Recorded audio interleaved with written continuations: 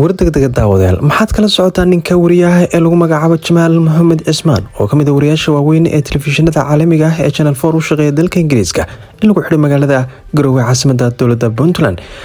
ninkan si weyn ayaa loogu haystaa inuu ka tirsan yahay kooxda markaasi argagixisada Al-Shabaab ee ka dagaalanta koonfurta Soomaaliya gaar ahaan dhulka kooban oo ay waqti xaadirka ku sugan tahay wuxuuna si weyn u taageeraa kooxda markaasi laflacaariga ah ee Al-Shabaab.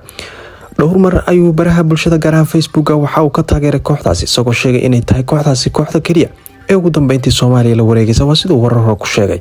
haddaba wariyahan oo si weyn caan uga ah dalka Ingiriiska gaar ahaan telefishinka Channel 4 ka shaqeeya ayaa in badan waxa uu wareysay kala duwan la yeeshay amiirada ugu sareeya kooxda Al-Shabaab isagoo kula yeeshay kulamadaas ama wareysyadana jilib waxaana la sheegay inuu ku sugnaa halkaasi ilaa 3 maalmood.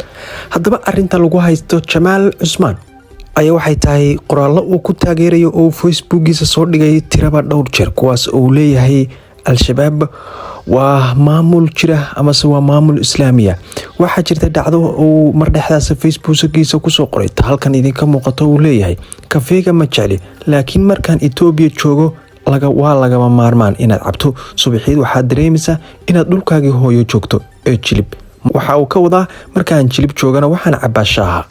dowladdu arrintan kama aysan hadal balse waxaa la sheegay in xabsiga loo taxaabay oo ilaahda xabsiga ku jiro. warar kale ayaa waxay sheegayaan inuu xorriyadiisii dib u helay maadaama ay sahayaan kooxda Xasan Sheekh Maxamuud balse dowladda Puntland ayaa waxay tiri anagu haddii Xasan Sheekh Maxamuud aad saysaan oo aad Al-Shabaab ka tirsan tahay nooma dhuuman kartid ama nadama siri kartid. waxay faahfaahinay sidoo kale warar ah boga Cabdul Nadaar ee TikTok iyo sidoo kale warbaahinta Google News ayaan dib u soo gelin doonaa. fadlan muuqaalkeena si share gareysuu u gaadho meel fog. waa mahadsantiin.